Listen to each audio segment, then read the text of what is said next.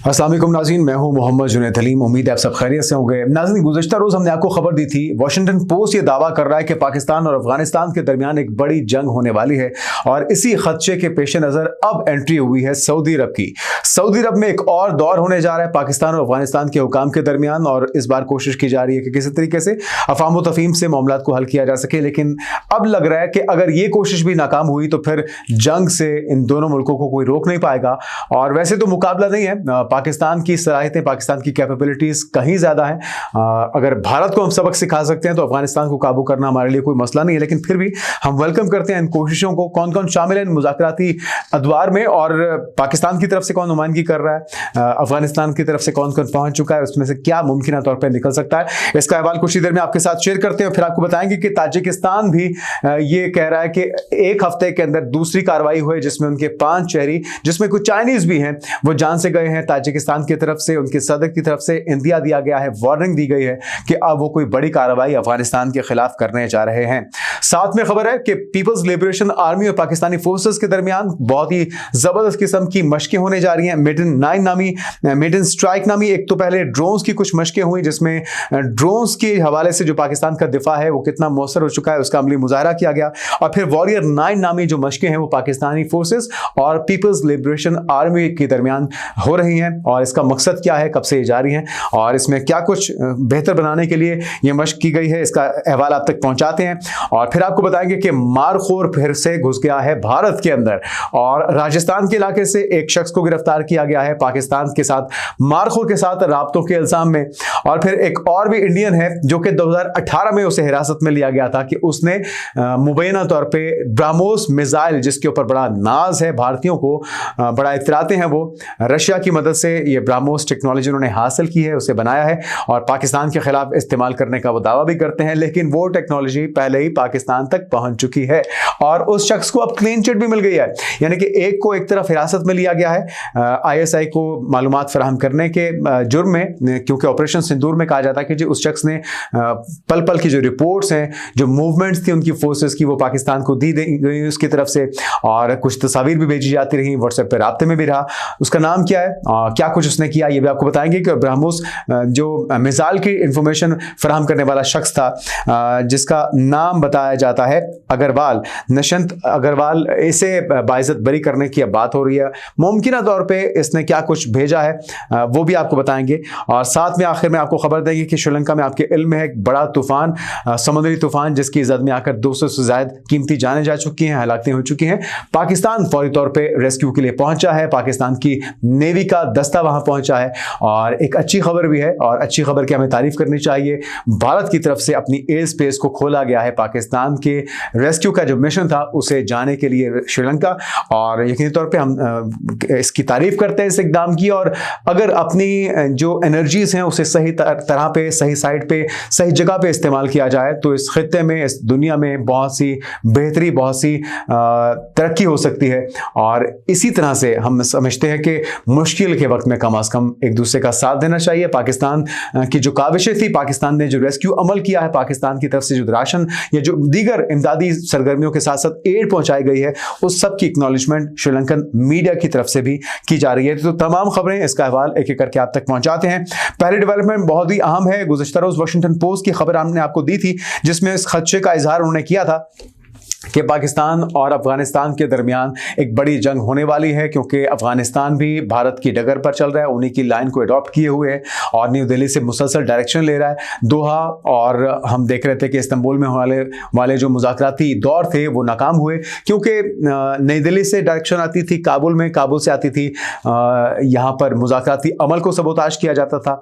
और फिर हम देखते थे कि एकदम से पाकिस्तान में हमले भी होते रहे, मुसलसल एक तरफ मुज़ाकरात और दूसरी तरफ हम देख रहे थे कि दहशतगर्दी की कार्रवाइयां अफगानिस्तान की तरफ से की जाती रही। पाकिस्तान ने फिर भी सब्र तहम्मुल का मुजाहरा किया, लेकिन अब गुज़श्ता रोज उनके पाकिस्तान में जो अफगान सफीर हैं उनकी तरफ से मस्बत इशारा दिया गया था कि जी अगर किसी दोस्त मुल्क की तरफ से संजीदा कोशिश की जाए तो अमन आ सकता है, दोनों ममालिक के ताल्लुकात बेहतर हो सकते हैं। हमने एक बार फिर से अमन को मौका दिया है और हम ये चाहते हैं कि मुज़ाकरात हों, और उसके लिए वाहिद तरीका यह है कि कन्फर्म एश्योरिटी हो, तहरीरी तौर पर यकीन दहानी निगरानी हो और उस पर अमल दरामद भी किया जाए। तो खबर यह नाज़रीन काबिल एतमाद अफगान ज़राए ने दी खुरासान डायरी को बताया है कि तालिबान की ज़ेर क़यादत अफगान अबूरी हुकूमत का एक आला सतही वफ्द है जो कि बातचीत के लिए रियाज की सालिसी में वहां पर पहुंचा है, सऊदी अरब पहुंचा है। और ज़राए के मुताबिक वफ्द में अनस हकानी है, तालिबान के सीनियर रुकन है, रहमतुल्लाह नजीब भी हैं, डिप्टी वज़ीर दाखिला, और अब्दुल काहिर बल्खी तर्जुमान वज़ारत ख़ारजा भी इसमें शामिल हैं। और यह भी बताया जा रहा है कि पाकिस्तानी वफ्द भी इसी वक्त सऊदी अरब पहुंच चुका है और रियाज के सालिस के तौर पर किरदार अदा करने के बाद काबुल और इस्लामाबाद के दरमियान मुज़ाकरात दोबारा से शुरू हो गए हैं। हमारी नीयत बहुत ही नेक है, बहुत ही साफ है।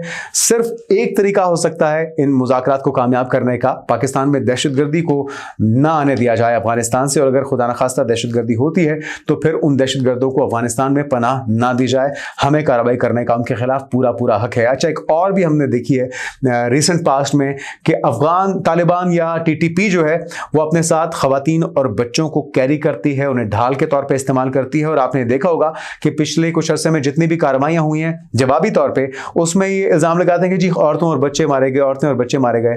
तो ये मकसद है कि पाकिस्तान को बदनाम किया जाए कि अगर कोई कार्रवाई हो रही है तो उसमें ये शेल्टर लें, उसकी ओट में रहते हुए दहशतगर्दी की कार्रवाइयां करें, उनको महफूज पनाहगाहें दें। तो अफगान तालिबान को, अफगान रजीम को होश के नाखून लेने होंगे, इस सिलसिले को फौरी रोकना पड़ेगा, क्योंकि अब आस पड़ोस इनके जितने भी नेबर्स हैं वो इनके शर से महफूज नहीं है, क्योंकि भारत की पॉलिसी पर अमल पैरा है। भारत के नेबर्स भी उनसे खुश नहीं है, चाहे वो चाइना हो, पाकिस्तान हो, चाहे वो बांग्लादेश हो, चाहे वो नेपाल हो, चाहे वो कोई और मुल्क हो। वही पॉलिसी अब अफगानिस्तान अपना रहा है। पाकिस्तान भी उससे नाखुश है। चाइना के शहरियों को निशाना बनाया जा रहा है। ईरान के अंदर ताज़ा कार्रवाई हुई नाज़रीन, ईरान के बॉर्डर पर एक अफगानी को मारा गया है। तो ये आखिर वजह क्या है? अमेरिका के अंदर व्हाइट हाउस के करीब कार्रवाई होती है, अफगानी निकलता है उसमें से। पाकिस्तान में होने वाली लगभग 99% जो दहशतगर्दी की कार्रवाइयाँ उसमें अफगानी निकल रहे हैं। तो ताजिकिस्तान में अभी जो एक हफ्ते में दूसरी कार्रवाई हो गई, ताजिकिस्तान का रद्दमल बड़ा शदीद आया है, ज़रा सुन लीजिए वो भी। ताजिकिस्तान ने ऐलान किया है कि गुज़श्ता एक हफ्ते में अफगान सरहद की जानिब से होने वाले 2 अलग हमलों में उनके 5 अफराद मारे गए हैं, 5 जख्मी हुए हैं, 3 इसमें चाइनीज़ भी शामिल हैं। और गुज़श्ता हफ्ते ताजिक हुकाम ने बताया था कि अफगान इलाके से आने वाले ड्रोन हमले में 3 चीनी शहरी मारे गए, जिसने बैनुल-अक़वामी सतह पर खासी तवज्जो हासिल की। और ताज़ा बयान के मुताबिक सदर इमाम अली रहमान ने सिक्योरिटी इदारों के सरबराह का हंगामी इजलास भी बुलाया और इस इजलास में सरहदी सूरत हाल का जायजा लिया गया और हालिया हमलों के पेश नज़र सरहदी हिफाजत मजीद सख्त करने के इकदाम पर भी गौर किया गया है। आगे बढ़ते नाज़रीन और कुछ बात हो जाए फौजी मशकों की। एक तो ड्रोन्स के मैदान में पाकिस्तान ने काबिल जिक्र कामयाबी हासिल की है और उसका अमली मुजाहरा भी किया है, क्योंकि आने वाली जो जंगें हैं उसमें ड्रोन्स का बहुत ही अहम किरदार होगा। तो ये मेड इन स्ट्राइक नामी मशकें थी। क्या कुछ इसमें शामिल किया था वो भी आपके साथ शेयर करते हैं। यूनिट लेवल पर मेड इन स्ट्राइक मशक का इनेकाद किया गया, जिसका मकसद रिवायती फौजी दस्तों में ड्रोन्स और जदीद टेक्नोलॉजी के इस्तेमाल को यकीनी बनाना था। मुख्तलिफ उसके तरीके आजमाए गए, जिसमें मशक का बुनियादी मकसद मुस्तकबिल की जंगी मैदान में टेक्निकल अहदाफ हासिल करने के लिए जदीद ड्रोन सिस्टम्स के मौसर इस्तेमाल की तरबियत देना था। और इस दौरान नाज़रीन फौज ने टारगेट एक्विजिशन, हमले की मनसूबाबंदी, ड्रोन्स के जरिए दुरुस्त निशानाबाजी के अमली मराहिल अंजाम दिए हैं और दुश्मन को यह बता दिया है कि वो इजराइल से किराए पर ड्रोन्स हासिल करके पाकिस्तान में जितनी मर्जी कार्रवाइयाँ करने की कोशिश करें, उनकी दाल गलने वाली नहीं है। उन्हें तो हमारे आम शहरी भी अपनी राइफल से निशाना बना रहे थे और ज़मीन पर गिरा रहे थे। तो ये जो हमारे ड्रोन्स होंगे जो आपके अंदर तक घुस गए थे, आपके S-400 को उन्होंने ट्रेस आउट कर लिया था और फिर पाकिस्तान ने उसे निशाना बनाया। तो अब जो हमारी एफर्ट्स है, जो हमारी टेक्नोलॉजी है, वो पहले से कई ज़्यादा इन्हांस हो चुकी है, पहले से ज़्यादा कई मुहस्सर हो चुकी है, क्योंकि टर्किश जो ड्रोन्स हैं वो भी हमारे पास मौजूद है, हमारी अपनी टेक्नोलॉजी, चाइनीज़ टेक्नोलॉजी, तो सारों के इश्तिराक से अब जो है ड्रोन्स का मामला वो बहुत ही परेशानी पैदा कर सकता है भारत के लिए। ये जो भी हमारे साथ छेड़छाड़ करेगा, चाहे वो अफगान रजीम ही क्यों ना हो। और साथ में नाज़रीन कुछ अहम मशकें भी हुई हैं पीपल्स लिबरेशन आर्मी और पाकिस्तानी फोर्सेस के दरमियान। ये 9 साल पर मुहित मुसलसल मशकें हैं, हर साल इनका इनेकाद होता है और वॉरियर 9 नामी ये मशकें हैं।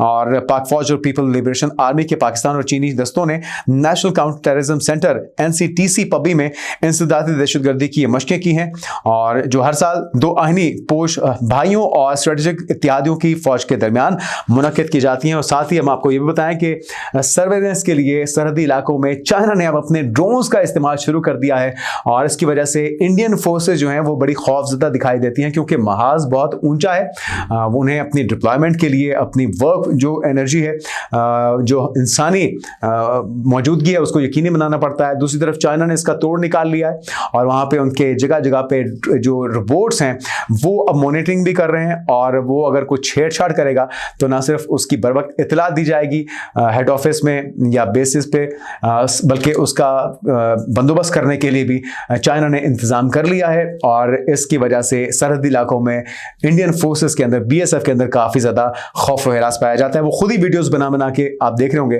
कि उसको सर्कुलेट कर रहे हैं, और अपने जो परेशानी है उससे अपनी गवर्नमेंट को भी, भाजपा सरकार को भी आगाह किया जा रहा है। तो चाइना टेक्नोलॉजी के मैदान में बहुत ही आगे जा चुका है। टर्की भी पीछे नहीं है। टर्की ने जिस तरह से बगैर पायलट के जंगी तैयारा जिसका अमली मुजाहरा किया और उससे फाइटर जेट को निशाना बनाया है, उसकी वजह से भी रशिया समेत जो अमेरिका है, जो इजराइल है या भारत है, उनके ऊपर उनकी नींदें हराम हो चुकी हैं और उनके ऊपर एक धाक बिठा दी है कि भाई ये इतनी तेजी से जिस तरह से टर्की ने अपने दिफा को मजबूत बनाया है, उसकी मिसाल भी नहीं मिलती। आगे बढ़ते नाज़रीन, कुछ दीगर अहम डेवलपमेंट्स हैं और मारखोर ने कार्रवाई की है भारत के अंदर घुसकर। एक बार नहीं, मुतअद्दिद बार ऑपरेशन सिंदूर के अंदर किस तरह से मालूमात दी जाती रही, पहले वो आपके साथ शेयर करते हैं। राजस्थान पुलिस ने भी कुछ कार्रवाई की है, सीआईडी इंटेलिजेंस विंग ने, और पाकिस्तान की खुफिया एजेंसी आईएसआई के लिए जासूसी करने के इल्जाम में एक शख्स को वहां पर हिरासत में लिया गया है, और इसकी शनाख्त हुई है प्रकाश सिंह उर्फ बादल, 34 साल का था ये, और पंजाब के फिरोजपुर का रिहायशी था, और ये श्री गंगानगर के फौजी इलाके के करीब मशकूक हालत में घूमते हुए गिरफ्तार किया गया। क्या कुछ इसने शेयर किया वो भी आपके साथ शेयर करते हैं। हुकाम के मुताबिक वो पाकिस्तान को फौजी सरगर्मियों की तस्वीर, वीडियोस और मालूमात भेज रहा था, और वो राजस्थान, पंजाब और गुजरात में फौजी नकलो हरकत, मिलिट्री बेसिस, पुल, सड़कें, रेलवे लाइन्स और नए तामीरात की निगरानी करके आईएसआई को देता था। यानी कि अपनी भरपूर ईमानदारी के साथ इस बंदे ने अपना जो काम था, अपनी जो ड्यूटी थी वो सरंजाम दे दी है। अब ये उनकी सवाबदीद है, ये आपका शहरी है, आप इसको सजा देते हैं, आप इसे जजा देते हैं। हमारा काम इसने कर दिया, आईएसआई का काम, मार्को का काम इसने बड़ी ईमानदारी के साथ कर दिया है, और ऑपरेशन सिंदूर में उसके नताइज भी आप देख चुके हैं कि किस तरह से पाकिस्तान ने मार पिलाई है इंडियन फोर्सेस को, और अभी तक वो जो दर्द है वो उनको रह रह के महसूस हो रहा है। इसके अलावा नाज़रीन, मुल्जिम है ये दीगर लोगों के मोबाइल नंबरों से ओटीपी लेकर उनके नाम पर व्हाट्सएप अकाउंट्स बनाता था।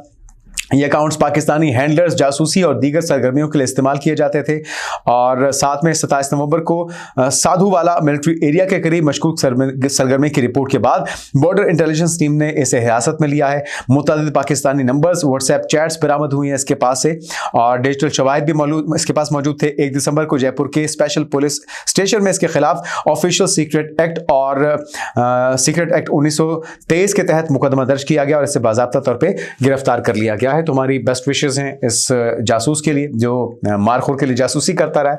अच्छा, एक और जासूस भी था जिसे बड़े तरीके से ट्रैप किया गया और उससे ब्रह्मोस मिसाइल की सारी मालूमात हासिल की गई। ये क्या कहानी है वो भी सुन लीजिए।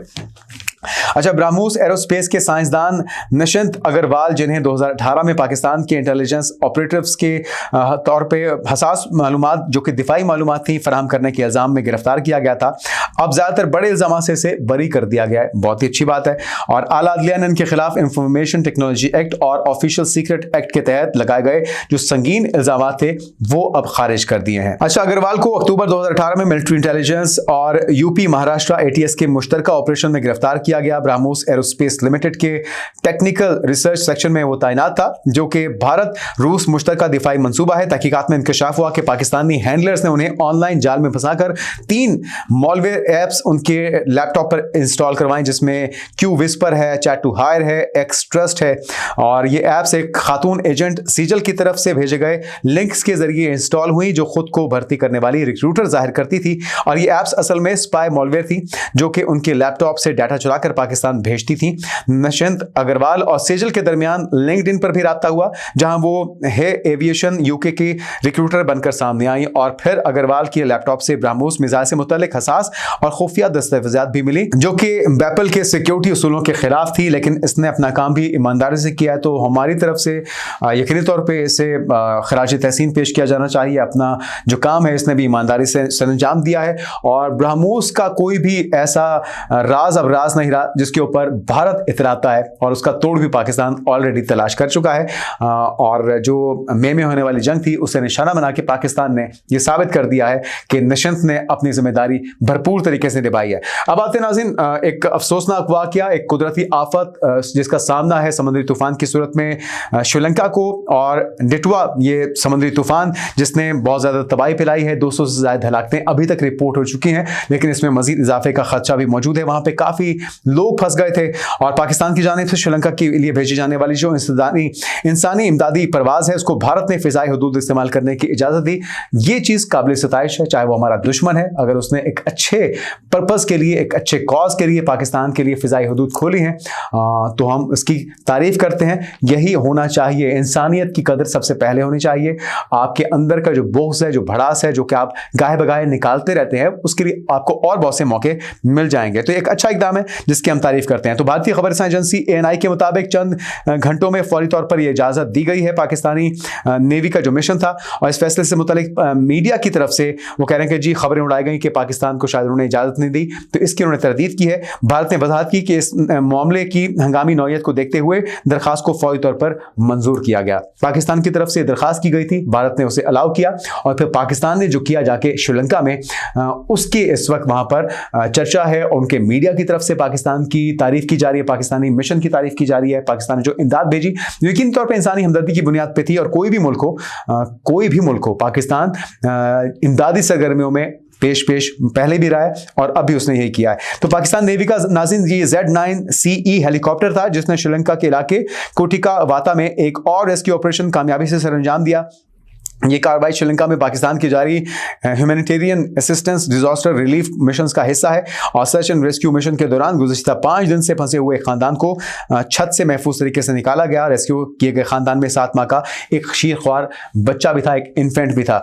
हेलीकॉप्टर ने तमाम मुतासरा अफराद को मकामी हुकाम के ताउन से महफूज मकाम पर मुंतकिल किया है और अब भी पाकिस्तानी जो मिशन है वो वहाँ पर मौजूद है, इमदादी सरगर्मियों में अपनी खदमात सर अंजाम दे रहा है। लेकिन देखना ये होगा कि ये तमाम जो एनर्जीज हैं जो पाकिस्तान की तरफ से सर्व की गई, हमेशा पाकिस्तान तो ये करता है, लेकिन भारत ने जिस तरह से एक गुडविल जेस्चर का मुजाहरा किया है अपनी फिजाई हुदूद को खोलते हुए, अगर इसी तरह की ह्यूमैनिटी प्रिवेल करे, अगर इस तरह की इंसानियत को जगह दी जाए तो मेरे ख्याल में ना सिर्फ इस खित्ते में अमन आ सकता है बल्कि पूरे दुनिया के अंदर जो मौजूद इंसानियत है, जो इंसान बसते हैं, उनकी ज़िंदगियाँ बेहतर हो सकती हैं। उनकी ज़िंदगियों को बेहतर करने के लिए अगर अपनी एनर्जीज़ को, अपनी सलाहियतों को, अपनी एक्सपर्टीज़ को इस्तेमाल किया जाए। उम्मीद करते हैं, दुआ करते हैं कि इस आफत को काबू में लाने के लिए जो भी एफर्ट्स बुरेकार लाई जा रही हैं उसका मस्बत नतीजा निकले और पाकिस्तानी मिशन जो है, जिस तरह से हमने आपको बताया कि श्रीलंका की गवर्नमेंट की तरफ से, श्रीलंका के मीडिया की तरफ से उसकी एक्नॉलेजमेंट होना भी काबिल सताइश है। आने वाले दिनों की पेशरफ से आपको आगाह करते रहेंगे। अपना ख्याल रखिएगा। अल्लाह हाफ़िज़।